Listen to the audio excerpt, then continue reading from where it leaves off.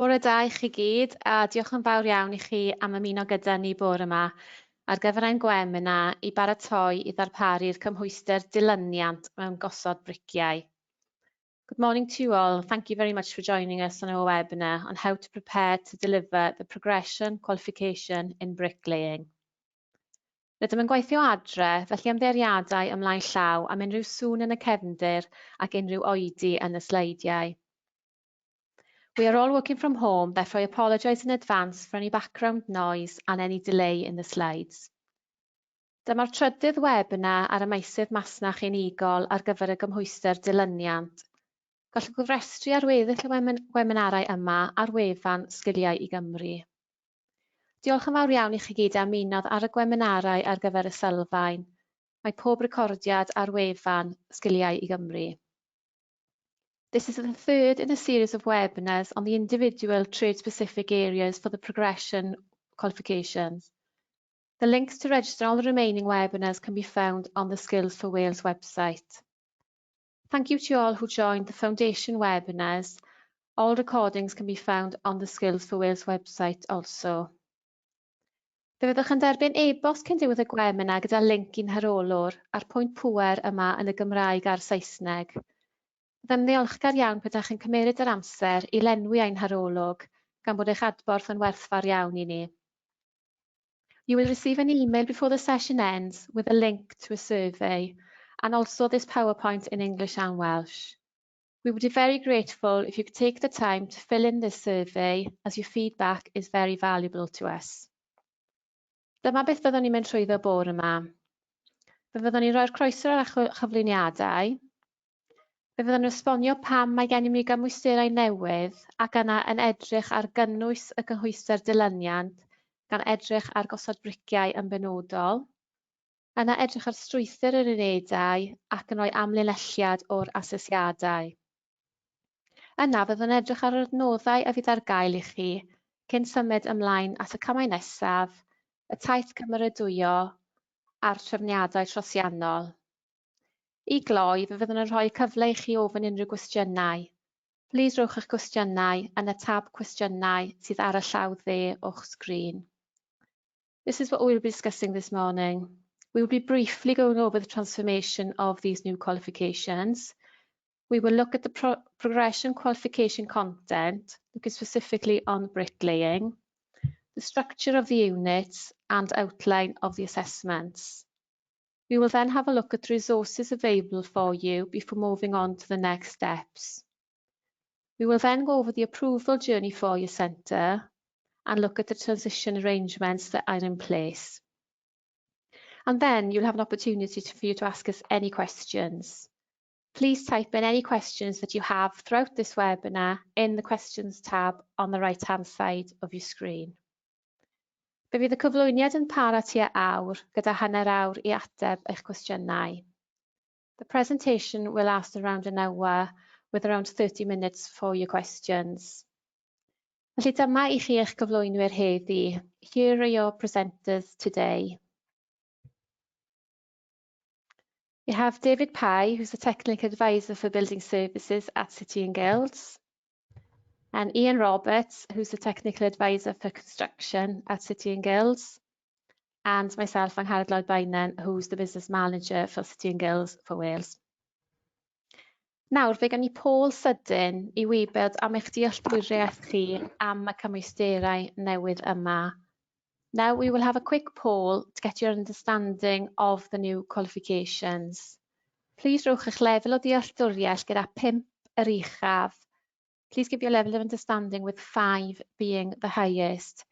Felly sut byddech yn disgrifio eich dealltwriaeth o'r gymhwyster dilyniant? So how would you rate your understanding of the qualification, progression qualification, with 5 being the highest? I roi chydig o eiliadau i roi cyfle i chi ateb. Give you a few seconds to give you a chance to answer.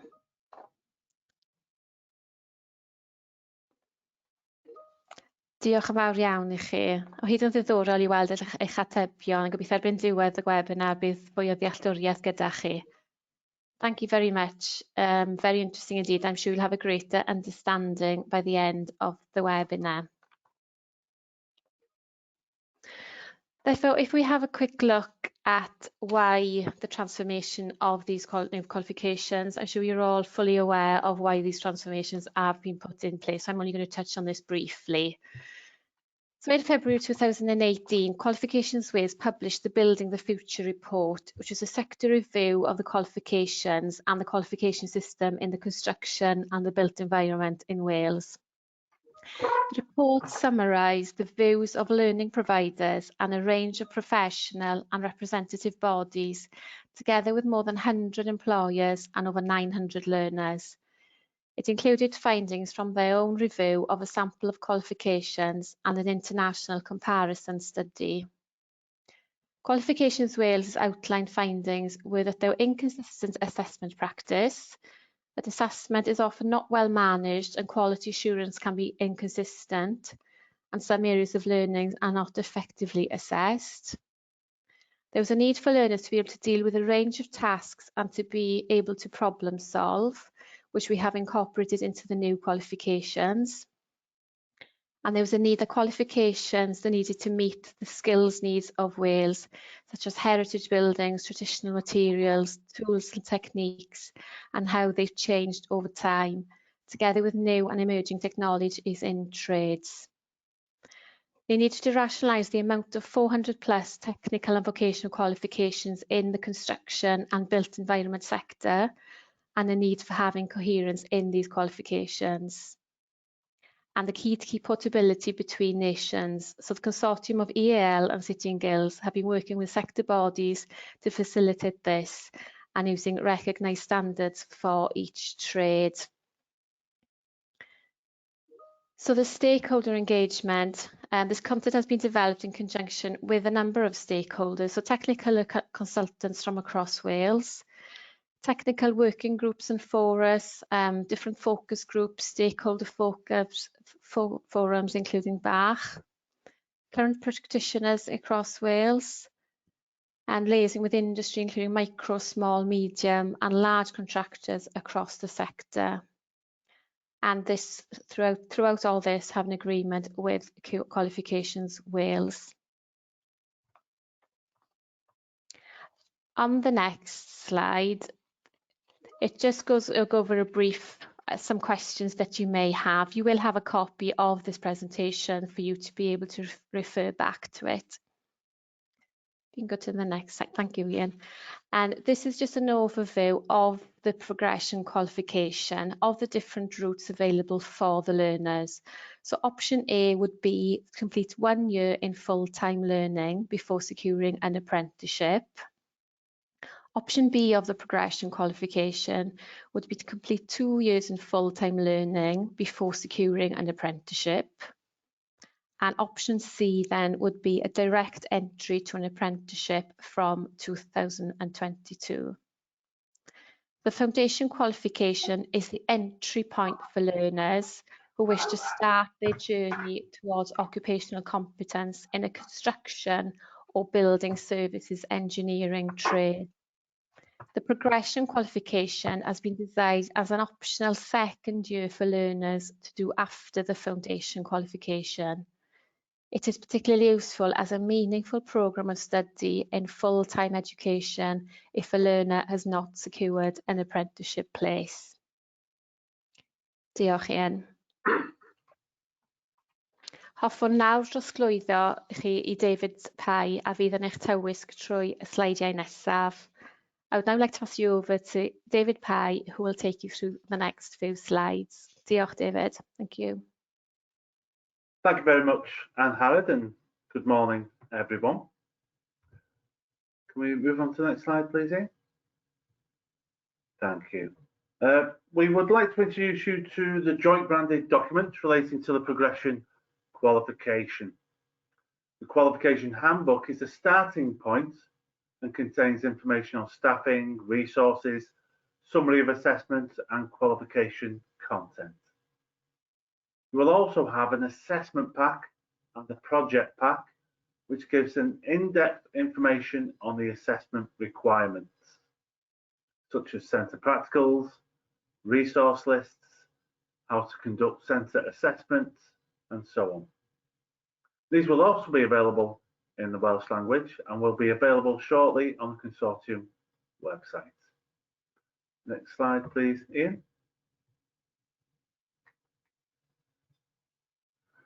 Let's consider the rules of combination. There are 3 core units. These core units are Unit 201, 202, and 203. Then there are specific trade pathway units. And for example, Pathway A, brickwork, would be Units 204, 205, and 206. This has a GLH of 540 hours. Next slide, please, Ian. Here you can see all 6 units, the 3 core units, and the 3 pathway specific.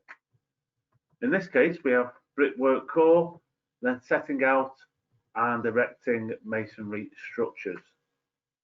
When considering the pathway, please take a deeper look at the pathway units for the content requirements.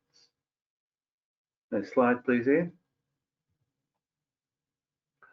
As mentioned just before, the GLH is 540 hours and it's broken down to several units.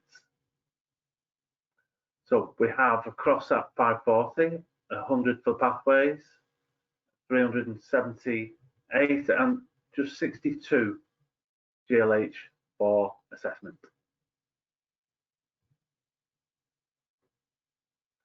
The total qualification time also factors in additional time a learner will spend on their own study, on revision, and the GLH. So for this qualification, it's 600 hours of total qualification time, or 60 credits. So the slide just shows you how it's broken down: 100, 378, and 62. Okay, thank you. I'd now like to pass you on to my colleague Ian, who will take you through the next section. Thank you, Ian.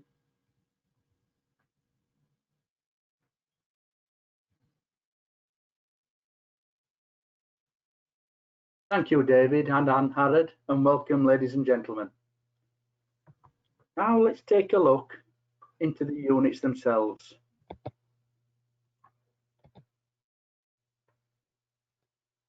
There is always a temptation to look at assessments and work backwards to delivery, but if we consider the handbook and the details in the units, we will get a full outlook of the content to be delivered. Just a reminder that the learning outcome is the overview. The assessment criteria starts to detail what outcome is expected for successful assessment, and the range indicates the breadth of knowledge and skills to be covered. All elements of the range must be covered in the delivery.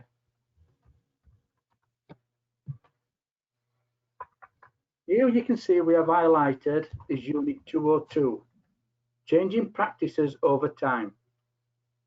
The top of the page will show the unit number and title, the GLH, which is 45. It then goes on to describe a brief overview of the unit. In this instance, it is for learners to gain knowledge and understanding of how materials, tools and techniques have changed and adapted from 1919, as well as looking to the future. This is something tutors delivering this content may have to carry out additional research or CPD to update their knowledge and understanding. This is no difference to what we have had to carry out previously when we've had to teach new content. Immediately below, you will then see the learning outcomes, and in this instance, it's learning outcome 1. One key difference compared to current qualifications is that we tend not to use active verbs such as state, explain, describe in the criteria. This was to enable the content to be assessed in various different ways. But the depth of content section, as shown in the blue box, will give a good description as to what depth the content needs to be taught. Following on now, we can see the learning outcome discussed. on an earlier slide, which is learning outcome 2. From Unit 202, know the changes in construction methods over time. When we look at criteria 2.1, we can see the heading pre-1919 construction methods, and the range is immediately beneath. We then build up to criteria 2.3, which is the 21st century construction techniques and technologies. We could then ask, what does this cover? This is where we consider the range, in this case, off-site manufacturing, prefabricated construction components, 3D printing of construction components, etc. Then we can ask what depth. The depth in the lower box describes further the expected outcomes. So let's just have a closer look at 2.3, which states learners will know emerging methods of construction for 21st century buildings. This should include materials and techniques relevant to their chosen trade, etc. The depth of content is there to provide you with the information you will require to the depth of coverage that is required. To help reinforce this message from the previous slide and to show how construction is considered in the trade-specific pathway units, we will take a look at Unit 206. And at the bottom of the slide, there is outcomes 1, 2, and 3, where we have the same layout and structure with plenty of information to guide the depth of delivery. As you can see, Unit 206 is erect masonry structures, and the guided learning hours is 65. Once again, we can see the same layout, and following on from the previous slide, as we've mentioned, we can see learning outcome 3 from Unit 206. The depth of content that has to be covered for learning outcome 3.2 confirms the work skills a learner will have to demonstrate to erect masonry structures in various materials in line with specifications, drawings, etc.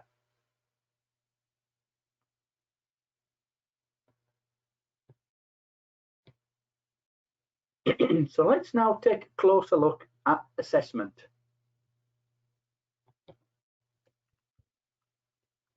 The progression qualification is assessed using 3 assessment methods, which is the same as what you found in the foundation qualification. First of all, got the on-screen assessment, which is externally set and externally marked with an overall weighting of 20%. The practical project covering one trade pathway is externally set, internally marked with a weighting of 60%. And then we have the guided discussion, which is externally set and internally marked with a weighting of 20%. As many learners prefer hands-on experience, this weighting of assessments will identify and reward demonstrated skills within the practical project. Hello. We will be going through each method of assessment in the up and coming slides. Before we move on, I would like to reinforce we have an assessment pack detailing the requirements of the assessments, which can be downloaded from the Skills for Wales website.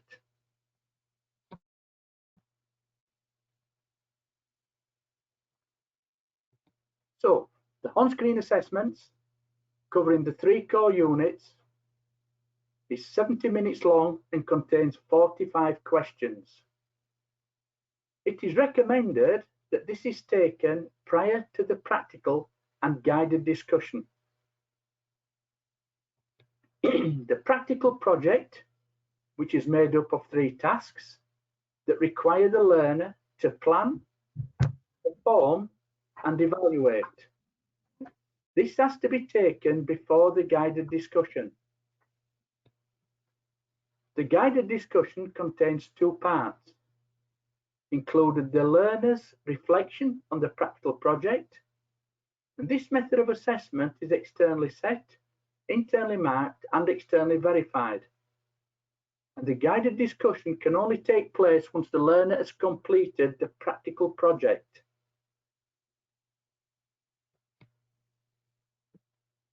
The health and safety assessment is not part of the qualification, and I'd like to reinforce it is not mandatory. It is to allow the learner to move forward in readiness to carry out the CSCS health and safety test to gain a CSCS card, and can be taken at any stage of the assessment process. And this may have already been while working towards the foundation qualification. The content within the qualification does cover all aspects of learning required, which means no additional learning is required. Here we can see examples of a selection of the questions from the on-screen tests. Some are straight multiple choice, some are drag and drop, and others are pictures asking the learner to identify. This will be similar to what we do currently on many assessments, with the addition of a variety of question types.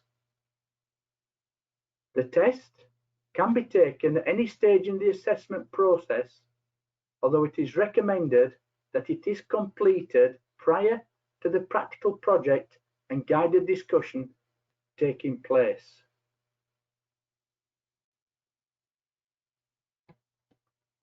Now I would like to go through and spend a little bit more time going through the practical project. This is a new approach to assessment, but it uses many similar approaches we have used in different previous assessments, particularly when we consider design type assessments and practicals with supporting evidence such as materials, lists. So whilst it's a new title, the approach will be familiar. The project is externally set, internally marked, and externally quality assured. This project has three elements: the planning, performing, and evaluating. And the learner will have 14 hours allocated for the planning of all the three tasks. 40 hours is allocated to carry out the performing of the three tasks. And finally, the 6 hours to evaluate all the three tasks in the project. The learners will not be able to use the time that they have been given for each element for another element. For example, if they complete their planning in 12 hours, they may not use the other 2 hours for either the performing or the evaluating elements. The learner will be required to devise plans for all the three tasks, showing the approach they will take to undertake the work required in the tasks, underpinned by an overall schedule of works. Once the task has been completed, they will be required to evaluate their work. They must adhere to all relevant health and safety rules and procedures at all times. The planning task will be undertaken in a classroom environment where they will have access to IT equipment and appropriate resources to carry out their research. And these materials may include guidance notes, regulations, and manufacturer's instructions / literature. Questions they will have to ask themselves: what does a good build or installation look like in my trade area, and how can I achieve this? And that's something for them to think about as they're moving forward. Requirements for the performing element can be found in section 3 of the practical project guide, which contains project briefs for each trade.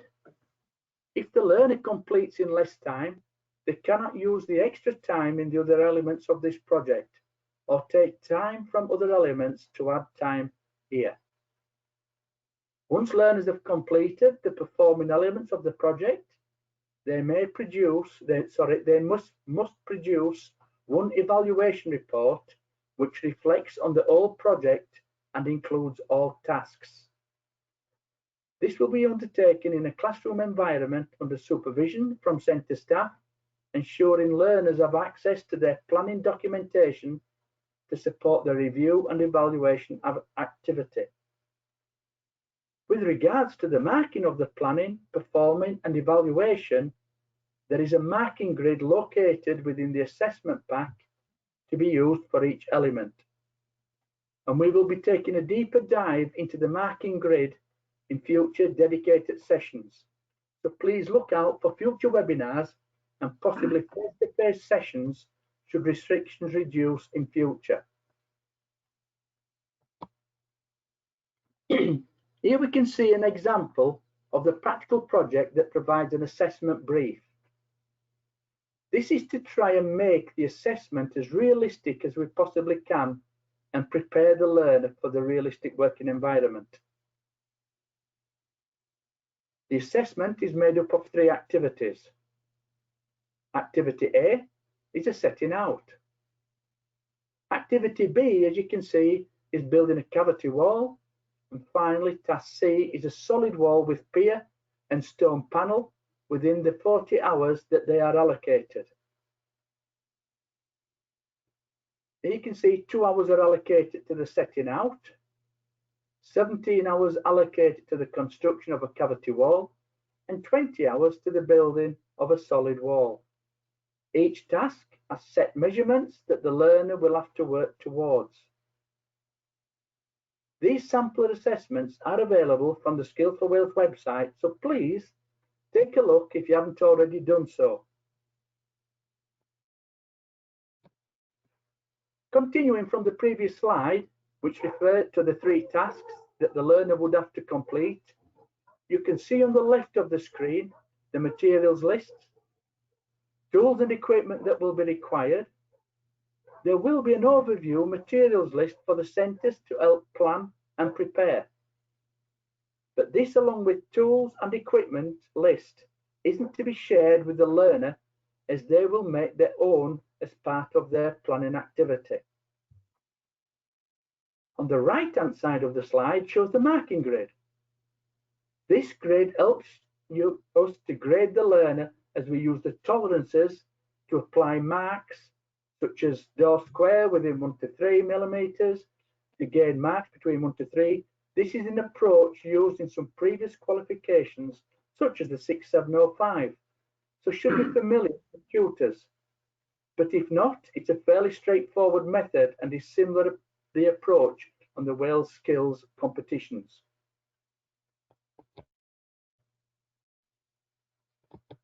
The guided discussion is in 2 parts, but it's got to be completed in 1 time, internally marked and externally verified, and it's carried out in 40 minutes. An extra 5 minutes can be allocated to complete the final question, and it will explore the learner's knowledge within their chosen pathway. It will also explore their knowledge and understanding of self-employed in their chosen pathway. It is recommended that a gap of no more than 3 weeks is left between the learner's finalisation of their project and completion of the guided discussion. Moving forward, we will take a deeper dive into the guided discussion as an assessment method in future dedicated sessions. So once again, please look out for future webinars and possibly face-to-face sessions, like we've mentioned earlier, should restrictions in future be allowed. So here's an overview of assessments we have briefly covered for the progression qualification. But let's focus on the summary as we've mentioned. Learners will receive provisional grades for the assessments within 1 week of completion. Qualifications will undergo internal and external quality assurance, and the final grading will be issued by sitting guilds. It's worth noting the slight change in procedure to current qualifications. This is to enable us, sitting guilds, to quality assure and calculate the grading based on results across all 3 assessments. If a learner fails to successfully achieve a pass grade in any of the 3 assessments, then they are permitted to resit or resubmit, and there are no limits to reassessments. However, time may become an issue as learners will require further training and reinforcement prior to further attempts. That concludes this section. David, to continue. Thank you. Thank you, Ian. You may have seen some of this supporting information in previous webinars, but I'll quickly cover some of this again as a recap and for those who may not have seen it before. Firstly, to help with initial setup, our resource document gives an overview of requirements to deliver and offer the qualifications. Please access this document in your planning meetings to help answer those questions on resourcing and staffing. We also have a prospectus, which will help centres create their own promotional literature and help provide information for learners, parents and employers. Next slide, please, Ian.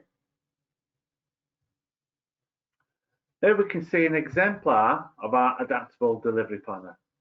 We do have a blank version, and it's likely that each centre will consider delivery slightly differently, such as the duration you run each unit and when you're building your practicals. The planner has a role for you to input your units, and then the weeks as they pass by, you tick off as you work through the content of each unit. Next slide, please, Ian. To support your CPD, we will be releasing a quarterly newsletter with links to various opportunities to engage with learning experiences. These may be links to dedicated videos or manufacturers' news. Next slide, please, Ian. We are creating a resource section on the Skills for Wales website to collect learning resources from third parties such as providers and centres. We will also link to relevant courses from trade and industry bodies such as CITB, CIPHE, NFB, etc. Let's move on to the next slide, please. This slide shows some of the dates you can expect to see the materials become available, such as new tutor resources and CPD resources, April, May 21, delivery and assessment guidance later on this year, and employer and CPD materials any moment now. The next slide, please, Ian. We've completed a new suite of tutor resources, as you can see on this slide. These have been offered for review and include typical support materials such as presentations and question papers. Please get in touch if you'd like to support us with the development of such materials or review. The next slide, please, Ian. We have a dedicated foundation book created by Hodder Education. This is to support delivery and learning across a core unit. There is a sample chapter which can be accessed through the link on this slide. The next slide, please, Ian. In addition, Hodder are creating free mapping documents into their current trade-specific textbooks so they can be used with the new suite of qualifications. Thank you, Ian. Next slide. So now we'll look at some of the next steps. It's not long now before we finish, so please start thinking about some of the questions you may have and start typing those into the questions tab, and we'll make sure we try to get round to answer all of them at the end of this presentation. So here we can see several key dates. A couple I would like to highlight are the overview teaching and learning webinars, which are planned in the next month this year, with some follow-up sessions, hopefully when we're able to get face-to-face in the next academic year. And the go live date for first teaching is September 21, so that's not too far away now. Next slide, please, Ian. The transition requirements have been discussed before, and Qualification Wales have run webinars on these, which are available to view. But let's have a brief recap. A learner completing a broad level 1 this year, it's suggested, could progress onto the foundation, where someone completing a trade-specific level 1 may progress onto the foundation or progression. This would depend on the suitability of that learner to go onto the next stage. A learner completing a level 2 trade specific this year may progress to the progression or the level 3 trade specific. There are also other options, and we suggest you consider this diagram when considering suitable destinations for learners. Let's have a look at a similar model, but for upcoming years. So this slide shows a journey for learners starting in 2022, showing a broad level 1 and foundation as suitable starting points, and the new apprenticeships for learners who are employed. The next slide, please, Ian. Here we have a link to all future webinars. So please take a look at the section of support and register for suitable webinars. On the slide, you can see all the upcoming webinars and their dates. If you don't think you can make it live, I would still recommend you register, because if you're registered and don't attend live, the system will send you out a link to the recording within about 24 hours. So it's always wise to register anyway. It saves you having to search for a recording. So next slide, please, Ian. So thank you for listening to the presentation. We will now pause just for a brief moment whilst we look back on some of your questions before replying to them all, hopefully. So as you're listening, please do type in any questions that we can help with. They may be on this particular presentation. They may be specific to this trade. So if you've got any specific questions to brickwork, please put those to us. If you're struggling to find any specific documents, if there's some information we have covered that you'd like us to go into more deeper detail, please type away any of your questions around any of that. There may not be questions as such, sometimes it's just discussion topics, so something you'd like us to maybe cover again, or you'd like us to discuss. What we're also looking for is some feedback on how it's going, how you're finding the information, your accessibility to these support sessions and webinars, whether they're suitable for you or you'd like a change in the way we deliver them. Any feedback you have at all really will be useful for us, and we can try and build that into future sessions. So I'll just pause for a moment whilst we give you all a chance to type away some of those. In the meantime, as we're waiting for those, I do have a question actually that's come up a few times before, Ian, if I may. Looking at the core units, Ian, could you just give an example of how they would work possibly across different sectors, or how they may be delivered? Yes, thank you, David. The core units, I mean, what you'll find is it'll be the same 3 core units across all the trade areas, but it will be relating specifically, contextualizing to the relevant pathway that's there. And it's to cover, like we mentioned earlier, it's to cover the overall employability, self-employment, and of course the knowledge within the specific trade area to move that forward. Although they are specifically knowledge only, some of it you will find can be delivered through performance as well. It's not just all about sitting them in a classroom and be able to deliver that. There'll be some elements of that. They'll be able to go out and do some research and carry out their various activities. All the way then down to the trade-specific units, which then we've got the core knowledge unit. And you'll find again, in like the other trade areas, the core knowledge unit will be the same. And then, of course, then you've got the performance ones moving forward. And when we've seen the setting up the masonry structures and then constructing the masonry structures, and that's where the bulk of the GLH is there for, is so the learners can then pick up the relevant practical skills that's going to be actually required to gain their knowledge and understanding, and the skills element as well, to be able to move that forward accordingly. And it's all about the planning really. So when you're planning it accordingly, we've got to make sure that, like the activity planner that David showed you earlier on one of the slides, it's crucial that we build that in to be able to move that, so we can break the core knowledge units up over a number of weeks rather than trying to build it all into one go. So you can be specific to build that over.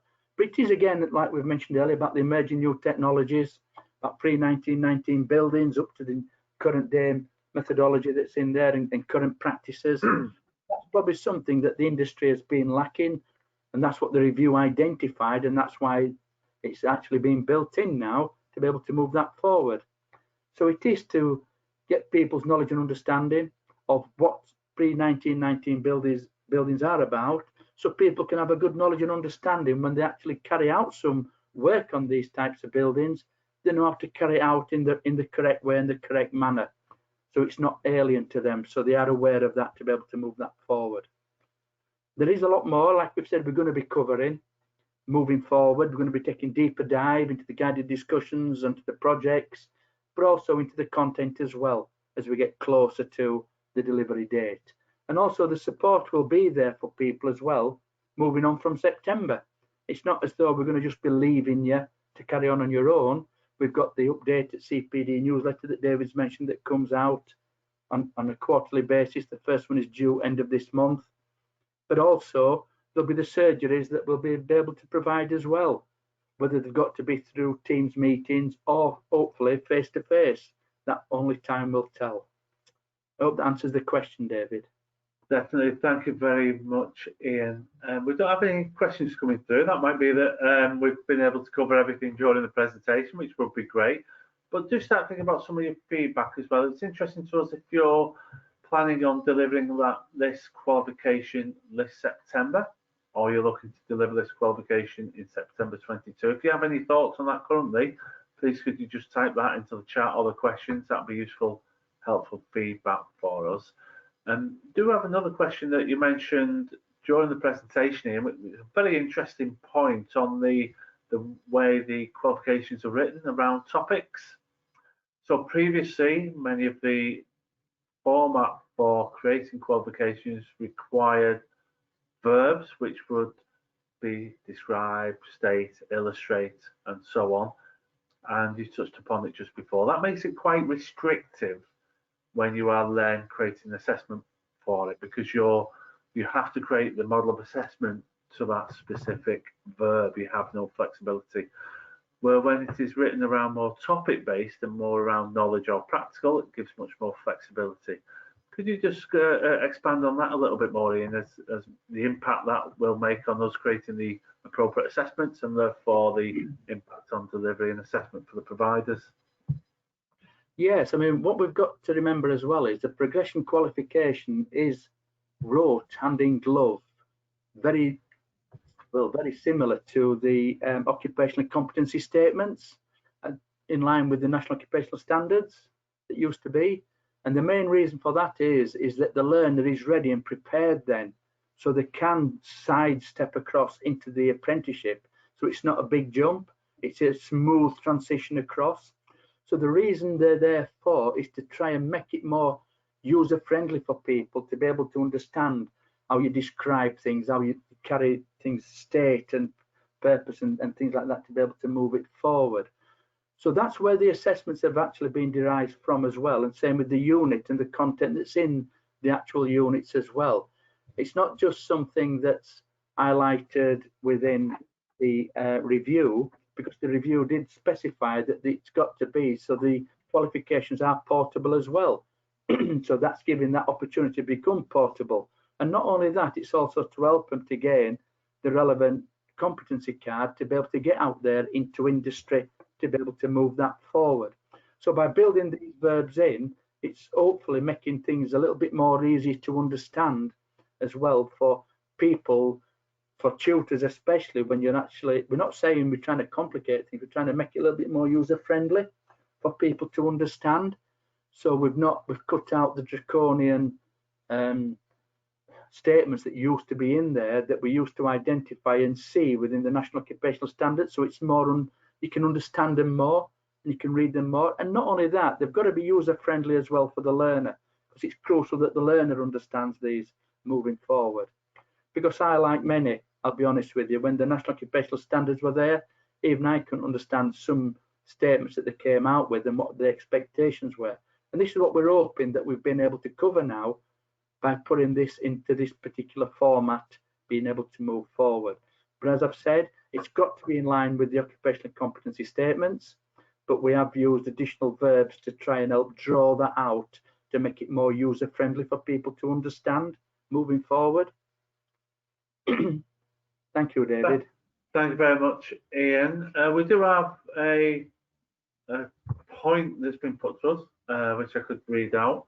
We're MPTC Group don't plan on starting progression qualifications until September 2022. It's disappointing that the new apprenticeship framework won't be available for September 21. What are your thoughts on that, please, Ian? What was the last bit of the question, David? Sorry. It's saying disappointed the new apprenticeship framework won't be available for September 21. It's a difficult one, really, when you think about this. The qualifications will be ready. The level 3 qualification will definitely be ready, so people can at least have sight of that as from September, so they can have a good sight for that and be thinking about it, looking at it, planning for it, ready for a start for September 2022. I believe the difficulties being is that getting the framework in place due to COVID has caused a number of other difficulties for not just Qualifications Wales, but for the industry as well. So what they're trying to do is to try and alleviate that and allow a little bit more time for this to be implemented, if that makes sense, to be able to move that forward. But the qualifications will be ready, so people can at least see them and be working, not working towards them, but get a good knowledge and understanding and start to plan for it for September 2022. But that decision was made, and it was a difficult decision for Qualifications Wales and CITB and the industry, but they thought that would be the best route forward to give people time to be able to plan. So giving them an extra 12 months, they thought that would be the best way forward. Thank you for your question, and it's a really good question with that. Thank you.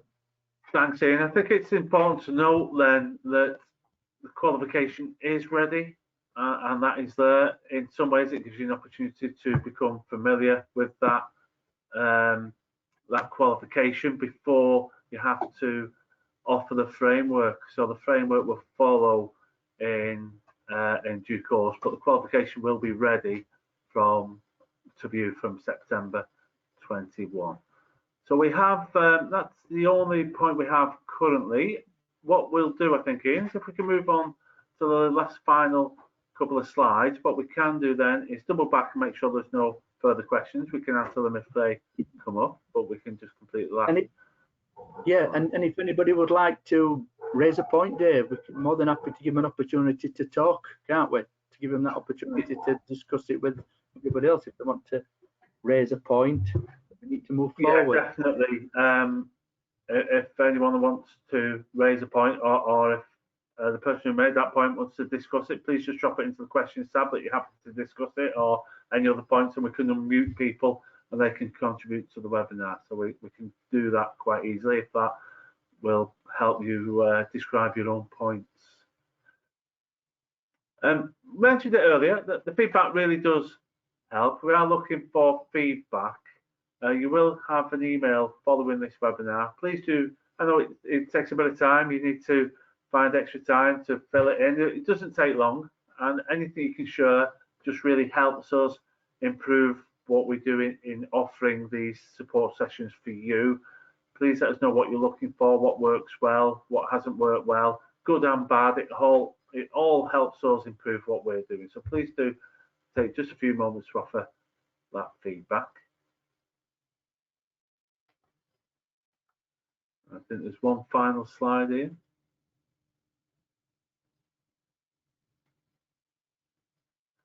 We've pointed this out on several webinars before, but please do make a note of the skillsforwales.customer@cityandguilds.com email address. It's there on the screen now with an explanation in English and Welsh.